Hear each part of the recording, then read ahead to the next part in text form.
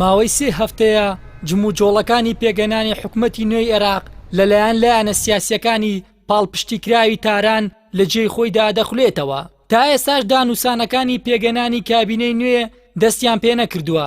هێزەکانی چوارچێوەی هەماهەنگیش هیچ دیدار و کۆبوونەوەیەکی فەرمی و نافەرمیان لەگەڵ دوو کوتلە سەرەکیەکەی عەرەبی سوننە و کورد کە خۆی لە ئاوپەیمانی سیادە و پارتی دیموکراتدا دەبینێتەوە ئەنجام نەداوە. هۆکارەکانی هەموو ئەمانە لەلایەن چاودێرانی دۆخی عێراقەوە بۆ چەند خاڵێک دەگەڕێتەوە. دیارترینیان نەبوونی متمانە لە لێوان لایەنەکان و چاوەڕێکردنی تەواوبوونی پشووی یاسایی پەرلەمان لە دوای دەی ئەم مانگەوە. هەروەها ترس لە ڕێبەری ڕەوتی سەدرا کە لەلایەن نزیکەکانیەوە ئاماژە بۆ سەر لە نوێ جوڵاندنی شەقام کراوە. والله قادر على كل شيء جل جلاله.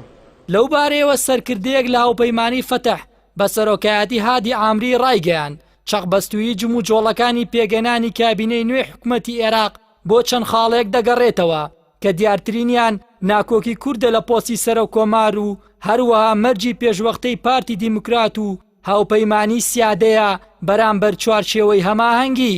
ئەو سەرکردەیەی چوارچێوەی هەماهەنگی ئاماژەی بەوەش کردووە خاڵێکی دیکەی بربەز لە بەردەم پێگەنانی حکومەتی نوێ ناکۆکی لایەنەکانی نێو خودی چوارچێوەی هەماهەنگیە لەبارەی سەرۆکوەزیران و ڕای جیاجیان لەبارەی چۆنێتی بەڕێوەبردننی قۆناغی داهاتووی عێراقەوە.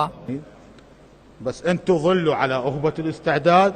مۆتەکەی مقتەدا سەدر خاڵێکی کەم نییە کەوای کردووە چوارچێوەی هەماهەنگی نەزانێ چۆن هەنگاوی داهاتوو بەهاویژێت، چونکە سەدر وەک دەوترێت ڕاستە پەرلەمانی بەجێهێشتووە بەڵام گۆڕەپانە سیاسیەکەی بە تەواوەتی چۆڵ نەکردووە و بەردەوام لە ڕێگەی ڕاگەیەندرا و تویت جاهی خۆی یان هیوەزیر و شوێنکەوتوەکانی بە پلەی یەکەم لایەنەکانی نێو چوارچێوەی هەماهەنگی بە ئامانج دەگرێت و ناڕاستەوخۆ هەڕەشەی جوڵاندنی شەقامیان لێ دەکات. ئەمە شۆکاری سەرەکیە کەوای کردووە هیچ کەس نەتوانێ هیچ جوڵەیەک بە ئاڕاستی پێگەنانی حکومەت دابکات نەبادا سەدر و جەماوەرەکەی بخروشێن و لە هەر چرکەیەکدا بێت بکەونە سەر شەقام.